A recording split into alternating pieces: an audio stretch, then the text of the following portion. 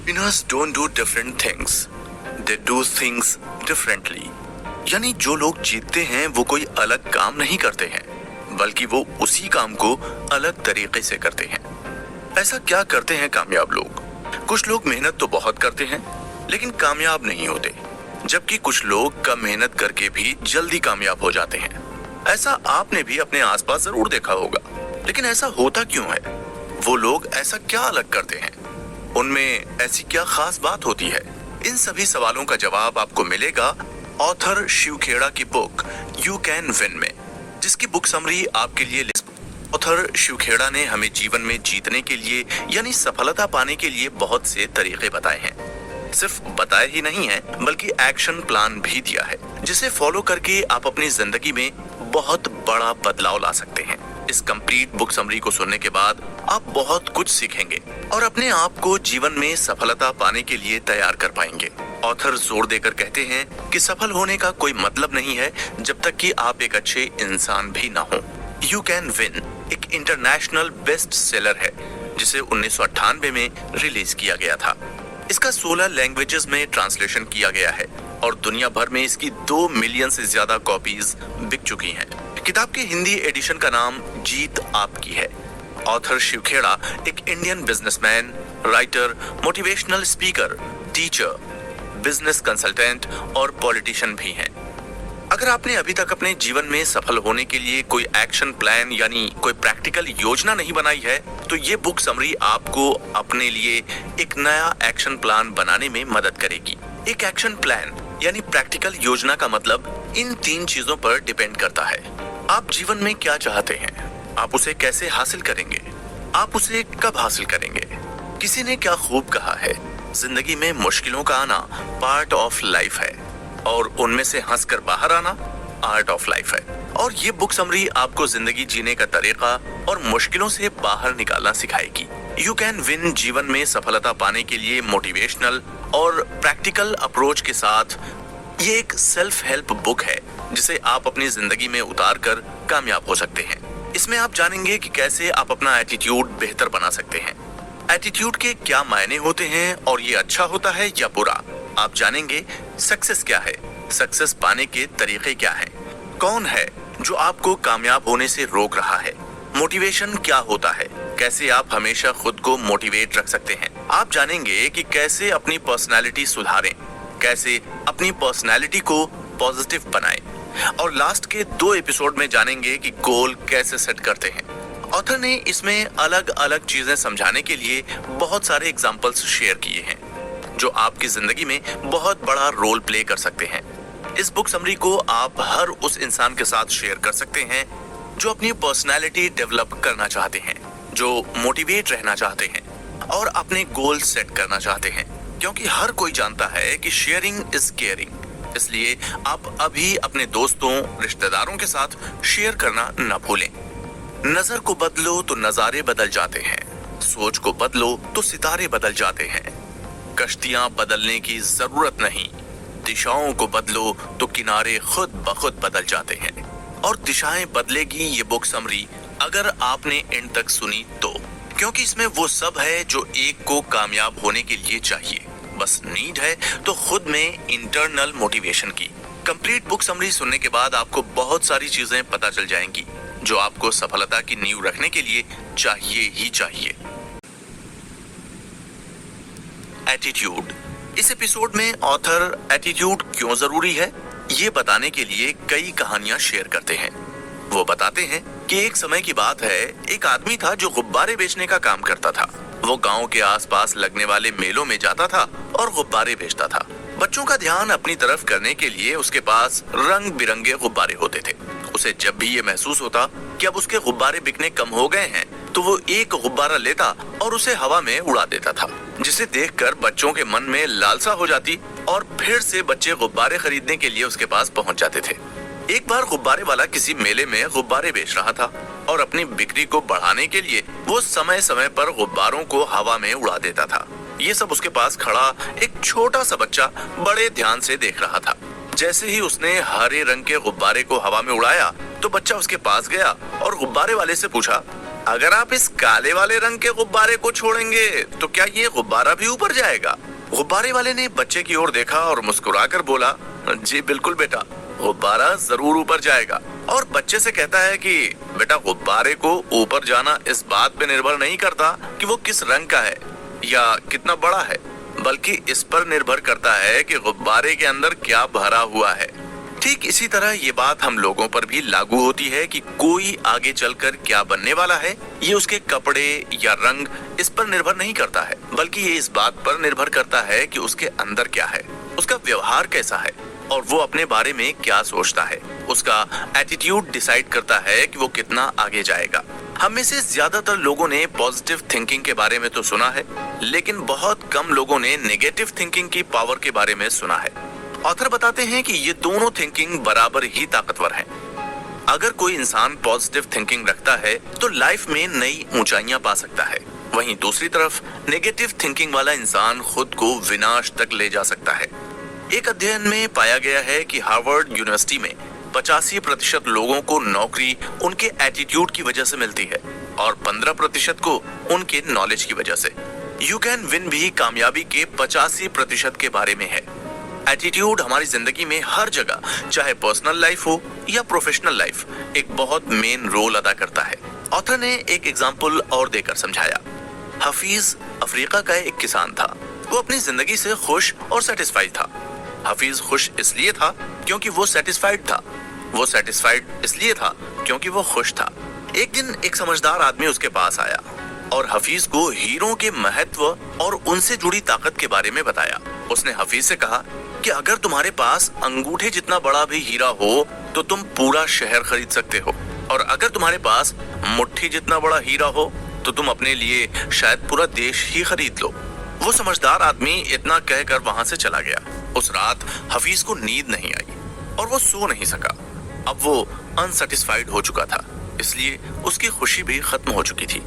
दूसरे दिन सुबह होते ही हफीज ने अपने खेतों को बेचने और अपने परिवार की देखभाल का इंतजाम किया और हीरे खोजने के लिए रवाना हो गया।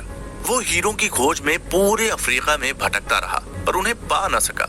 उसने उन्हें यूरोप में भी ढूंढा पर वे उसे वहां भी नहीं मिले।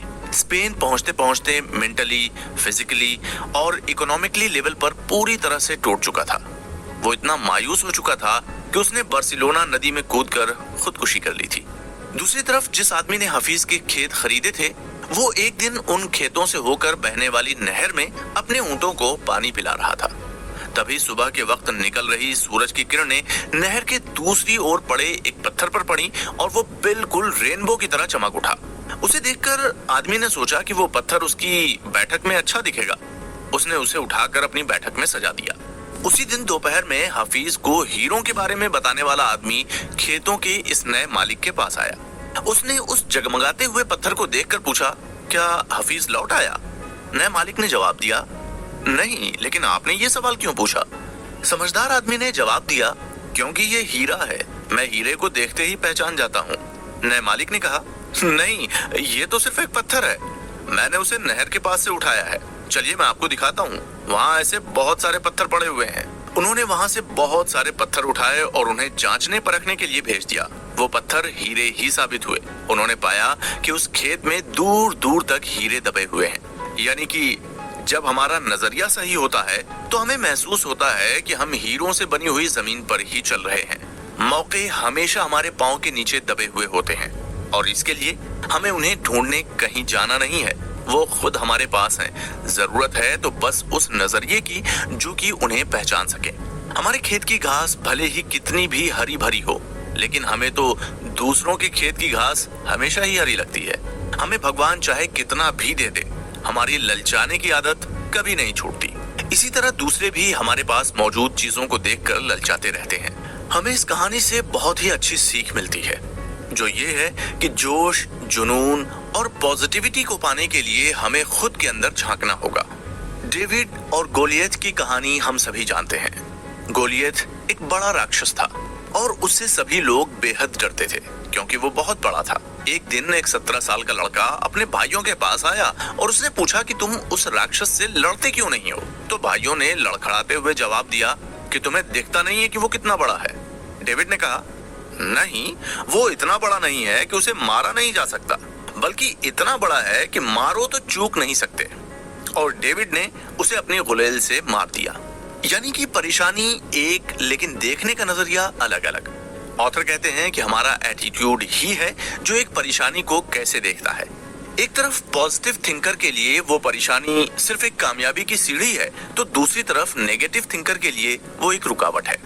ज्यादातर महान लोगों का मानना है कि जब भी कोई प्रॉब्लम आती है तो वो अपने साथ वो सॉल्यूशन भी लाती है। जरूरत है तो बस उसे पहचानने की। The importance of attitude to organization. Author पूछते हैं कि क्या आपने कभी सोचा है कि क्यों सिर्फ कुछ इंसान, कुछ कंपनियां या सिर्फ कुछ देश ही सबसे ज्यादा कामयाब हैं दूसरों के मुकाबले? खैर, ये कोई रहस्य नहीं है। वो लोग सिर्फ काम को बेहतर ढंग से करना जानते हैं, क्योंकि वो सबसे ज्यादा इन्वेस्ट अपने सबसे बड़े एसेट यानी कि लोगों में निवेश करते हैं, क्योंकि काम तो सिर्फ उन्हें लोग ही करके देते हैं। ऑथर बताते हैं कि उन्होंने कई बड़ी कंपनियों से बात की और सभी से एक सवाल पूछा कि अगर आपको एक जादू की छड़ी दी जाए तो आप ऐसा क्या चेंज करोगे जिससे आप ज्यादा प्रोडक्टिव हो जाओ। चौंकाने वाली बात यह थी कि सबका जवाब लगभग सेम ही था। उन सभी का कहना था कि हम अपने लोगों के एटीट्यूड में बदलाव चाहते हैं, क्योंकि एक अच्छे एटीट्यूड का आदमी हमेशा ज्यादा बेहतर रिजल्ट दे सकता है। वो टीम में भी अच्छा करेगा और कम से कम मटेरियल भी वेस्ट करेगा, जिससे हमारी कंपनियां ज्यादा जल्दी ग्रो करेंगी। अनुभवों से पता चलता है कि इंसान ही सबसे बड़ी संपत्ति है। इसमें जितना ज्यादा इन्वेस्ट करेंगे उतना ही अच्छा रिटर्न मिलेगा। जब कर्मचारी कहते हैं कि मैं ये काम नहीं कर सकता, तो इसके दो मतलब हो सकते हैं। या तो उनसे वो काम करना नहीं आता, अगर उन्हें वो काम वाकई नहीं आता तो उन्हें ट्रेनिंग की जरूरत है, या फिर वो ये काम करना नहीं चाहते तो उनका नजरिया बदलने की जरूरत है। क्योंकि एक बड़ी कामयाबी के लिए एक मजबूत नींव की जरूरत होती है। जैसे एक कालगैरी टावर है जो कि 190 मीटर ऊंचा है और उसका वजन लगभग 10,000 टन है, लेकिन 10,000 में तकरीबन 6,000 से ज्यादा वजन उसकी नींव में है। इसलिए बड़ी इमारत हो या बड़ी कामयाबी, दोनों के लिए एक मजबूत नींव बहुत जरूरी है, और वो नींव है आपका attitude. Factors that determine our attitude. Author पूछते हैं कि क्या हम एटीट्यूड लेकर पैदा होते हैं या ये हमारी उम्र के साथ डेवलप होता है। ऐसे कौन कौन से फैक्टर हैं जो हमारा एटीट्यूड बनाते हैं? मोस्टली हमारा एटीट्यूड हमारे आसपास के माहौल से ही कम उम्र में बन जाता है। तो क्या हमारा एटीट्यूड बदला भी जा सकता है? अगर हाँ, तो वो कौन कौन से फैक्टर हो सकते हैं? ऑथर ने हमें ये 3 E's के बारे में बताया है, और वो है एनवायरमेंट यानी हमारे आसपास का वातावरण, एक्सपीरियंस और एजुकेशन। आइए इन फैक्टर्स को एक एक कर समझते हैं। पहला, एनवायरमेंट यानी वातावरण। एनवायरमेंट यानी वातावरण का मतलब है आपके आसपास का माहौल। स्कूल जाने वाले बच्चों के लिए वातावरण का मतलब है उनके घर का माहौल, स्कूल का माहौल, उनके दोस्त किस तरह के हैं, वो टीवी में किस तरह के प्रोग्राम्स देखते हैं। काम करने वाले इंसान के लिए वातावरण का मतलब है घर का माहौल, ऑफिस का माहौल, साथ काम करने वाले लोग, उनका धर्म, उनके संस्कार, आस पड़ोस के लोग और जिस सोसाइटी में वो रहते हैं। आपने देखा होगा कि कुछ लोग सबके साथ बड़े प्यार से बात करते हैं और कुछ लोग बहुत गलत तरीके से व्यवहार करते हैं। कुछ लोगों के घर का वातावरण प्यार से भरा होता है और कुछ घरों में लोग आपस में लड़ाई झगड़ा करते रहते हैं। ये सब उनके एटीट्यूड पर निर्भर करता है। व्यक्ति जिस तरह के वातावरण में रहता है उसी तरह का उसका एटीट्यूड बन जाता है, और किस तरह के लोगों से हम मिलते हैं इन सभी बातों से हमारा अनुभव बनता है। पॉजिटिव लोगों से मिलकर हमारा अनुभव पॉजिटिव होता है और नेगेटिव लोगों से मिलकर हमारा अनुभव नेगेटिव होता है। अनुभव चाहे अच्छा हो या बुरा, वो जीवन में हमारे एटीट्यूड को डिसाइड करता है। तीसरा, एजुकेशन यानी शिक्षा। शिक्षा का भी इंसान के एटीट्यूड पर बहुत प्रभाव पड़ता है। शिक्षा का मतलब है आप जो किताबों में पढ़ते हैं और जो बातें आप समाज से सीखते हैं। आप केवल स्कूल और कॉलेज की पढ़ाई से ही नहीं, बल्कि दोस्तों, आसपास के लोगों और समाज से भी बहुत कुछ सीखते हैं। आज के मॉडर्न एरा में लोग इंटरनेट से भी बहुत कुछ सीखते हैं। हम जो कुछ भी सीखते हैं उसी तरह से सोचते हैं और उस सोच से ही हमारा एटीट्यूड बनता है। यानी कि जैसी हमारी सोच और एटीट्यूड होते हैं, हम उसी तरह से अपने जीवन को जीते हैं। इसके बाद ऑथर अगले एपिसोड में बताते हैं कि पॉजिटिव एटीट्यूड वाले लोगों को कैसे पहचानें और पॉजिटिव एटीट्यूड कैसे बिल्ड करें। दूसरा, एक्सपीरियंस यानी अनुभव। हमारा अनुभव भी हमारे एटीट्यूड को बहुत प्रभावित करता है। हमारे साथ जीवन में जो कुछ भी होता है, हम क्या काम करते हैं और किस तरह के लोगों से हम मिलते हैं, इन सभी बातों से हमारा अनुभव बनता है। पॉजिटिव लोगों से मिलकर हमारा अनुभव पॉजिटिव होता है और नेगेटिव लोगों से मिलकर हमारा अनुभव नेगेटिव होता है। अनुभव चाहे अच्छा हो या बुरा, वो जीवन में हमारे एटीट्यूड को डिसाइड करता है। तीसरा, एजुकेशन यानी शिक्षा। शिक्षा का भी इंसान के एटीट्यूड पर बहुत प्रभाव पड़ता है। शिक्षा का मतलब है आप जो किताबों में पढ़ते हैं और जो बातें आप समाज से सीखते हैं। आप केवल स्कूल और कॉलेज की पढ़ाई से ही नहीं, बल्कि दोस्तों, आसपास के लोगों और समाज से भी बहुत कुछ सीखते हैं। आज के मॉडर्न एरा में लोग इंटरनेट से भी बहुत कुछ सीखते हैं। हम जो कुछ भी सीखते हैं उसी तरह से सोचते हैं और उस सोच से ही हमारा एटीट्यूड बनता है। यानी कि जैसी हमारी सोच और एटीट्यूड होते हैं, हम उसी तरह से अपने जीवन को जीते हैं। इसके बाद ऑथर अगले एपिसोड में बताते हैं कि पॉजिटिव एटीट्यूड वाले लोगों को कैसे पहचानें और पॉजिटिव एटीट्यूड कैसे बिल्ड करें। Build a positive attitude. जिस तरह जीतने वाले के पास हर प्रॉब्लम का सॉल्यूशन होता है, उसी तरह हारने वाले के पास सॉल्यूशन की एक प्रॉब्लम होती है।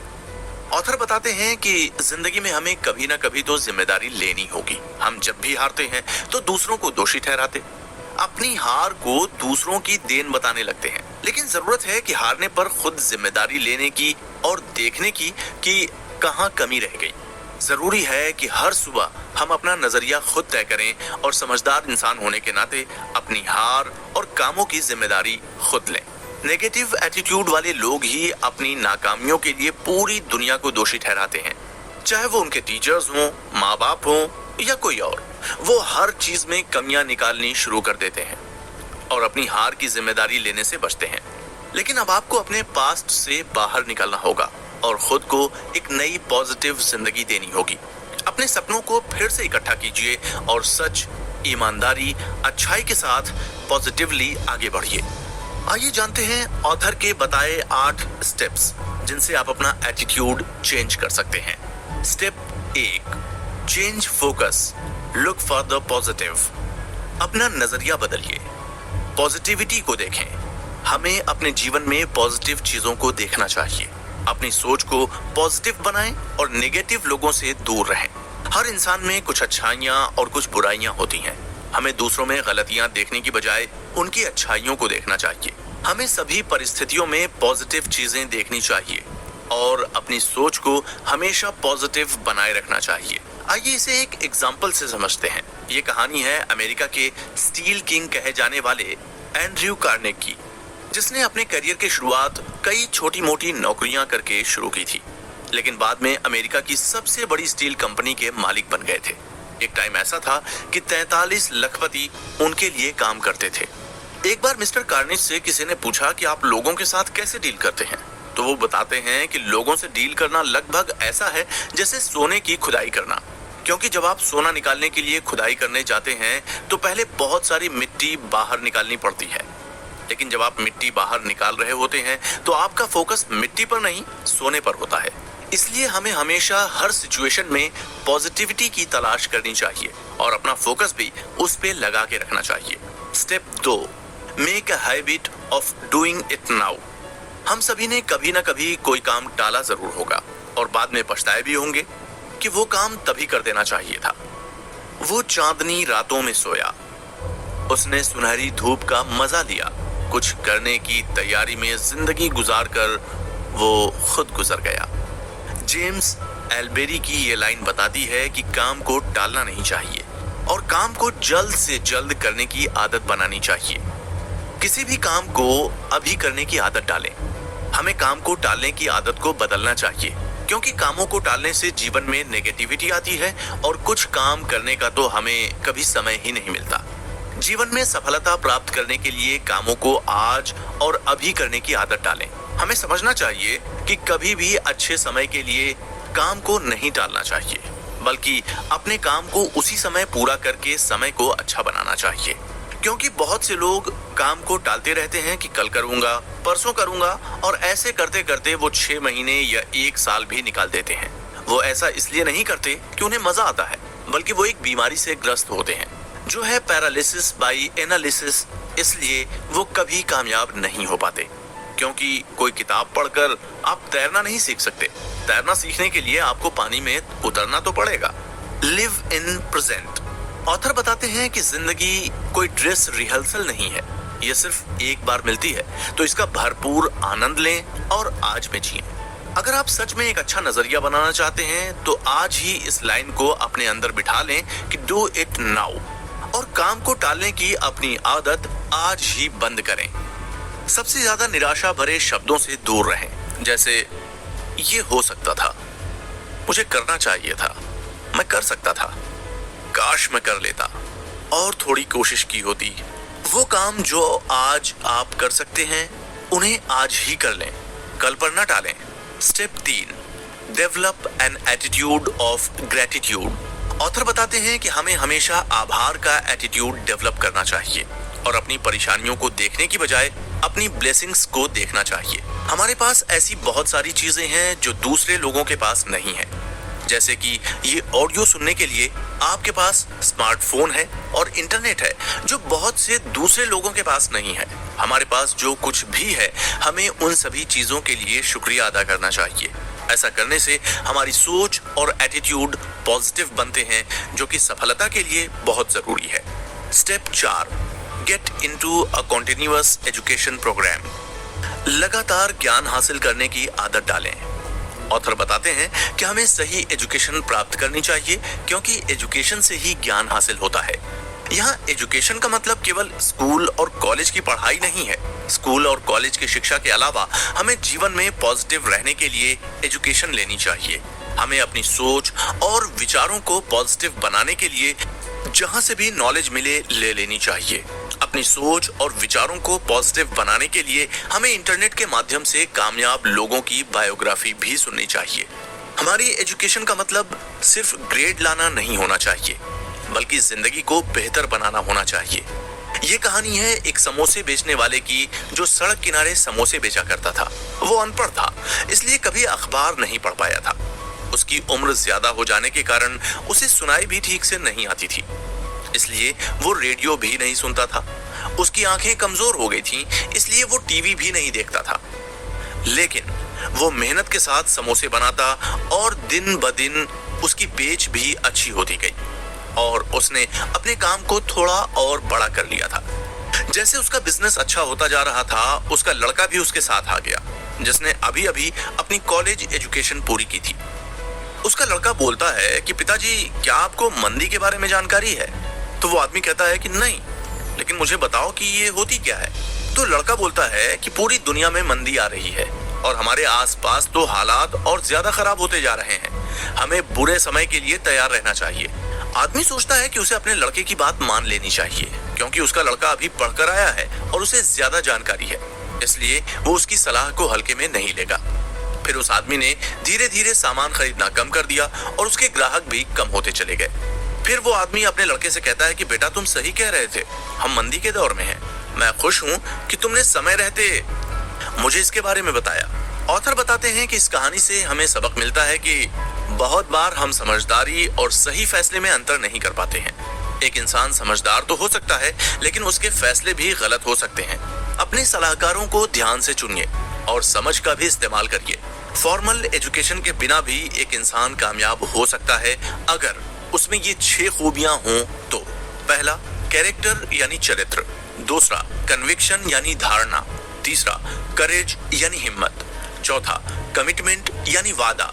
पांचवा, कर्टसी यानी विनम्रता। छठा, कॉम्पिटेंस यानी क्षमता। अगर कोई इंसान इन 6 खूबियों को अपने अंदर ले आता है तो वो आसानी से एक मीनिंगफुल लाइफ जी सकता है। Step 5, build a positive self esteem. अपना आत्मसम्मान बनाएं।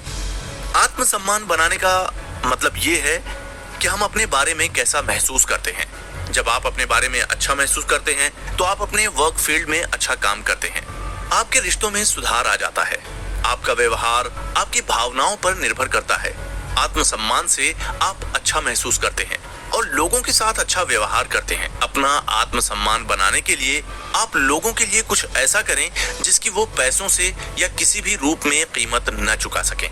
Step 6, stay away from negative influences. आपको नेगेटिव लोग और नेगेटिव चीजों से दूर रहना चाहिए। आपको नेगेटिव लोगों से एक दूरी बनाकर रखनी चाहिए क्योंकि वो अपनी नेगेटिव एनर्जी से सभी को प्रभावित करते हैं। अगर आप ऐसे लोगों के साथ या उनके आसपास रहेंगे तो आप पर उनकी ऊर्जा का नेगेटिव प्रभाव पड़ेगा। आपको शराब, सिगरेट और ड्रग्स से दूर रहना चाहिए। आपको नेगेटिव खबरें और नेगेटिव फिल्में दिखाने वाले चैनल्स नहीं देखने चाहिए। नेगेटिव विचारों, नेगेटिव लोगों और नेगेटिव चीजों के प्रभाव में रहने से आप सफल नहीं हो सकते। Step 7, learn to like the things that need to be done. वो काम पसंद करें जिसे करना जरूरी है। हमें जीवन में कुछ काम करने पड़ते हैं क्योंकि उन्हें करना जरूरी होता है, चाहे वो हमें पसंद हो या ना हो। उदाहरण के तौर पर एक माँ को अपने बच्चे की देखभाल करनी ही पड़ती है। ऐसे बहुत से काम होते हैं जो हमें मुश्किल लगते हैं लेकिन उन्हें करना जरूरी होता है। जब हम उन जरूरी कामों को पसंद करने लगते हैं तो वही काम हमें आसान लगते हैं। इसलिए उन सभी कामों को पसंद करना शुरू करें जो आपके लिए जीवन में करने जरूरी हैं। Step 8, start your day with something positive. अपने दिन की शुरुआत पॉजिटिव काम से करें। हमें अपने दिन की शुरुआत किसी पॉजिटिव विचार को पढ़कर, सुनकर या देखकर करनी चाहिए। रात को अच्छी नींद में सोने के बाद सुबह हमारा सबकॉन्शियस माइंड एक्टिव होता है। वो किसी भी नए विचार को ग्रहण करने के लिए तैयार होता है। इसलिए हमें सुबह की शुरुआत पॉजिटिव विचार से करनी चाहिए। दिन की शुरुआत पॉजिटिव विचार से करने से पॉजिटिव एनर्जी हमारी ओर आकर्षित होती है और सारा दिन अच्छा गुजरता है। ऑथर अब एक एक्शन प्लान बताते हैं जिसे अपनाकर आप खुद को बदलना शुरू कर सकते हैं। पहला, सबसे पहले इस ऑडियो बुक में मैंने आपको जो 8 स्टेप्स बताए हैं उन सभी को कागज पर लिखें और अगले 21 दिन तक रोज सुने और पढ़ें। रोज सुनने से आप इसे याद रख सकेंगे और अपने जीवन में शामिल करेंगे। दूसरा, आप ये देखें कि हर स्टेप को आप अपने जीवन में किस तरह से फॉलो करेंगे। आपको ये सभी स्टेप्स अपने घर में, अपने ऑफिस में और सामाजिक मेल जोल में रोज इस्तेमाल करने चाहिए जिससे कि वो आपके जीवन का हिस्सा बन जाए। तीसरा, आप उन सभी चीजों की लिस्ट बनाएं जो आप अपने बारे में बदलना चाहते हैं। एग्जाम्पल के तौर पर, जैसे आप अपने काम में सुधार लाना चाहते हैं या आप अपने समय का अच्छा उपयोग करना चाहते हैं।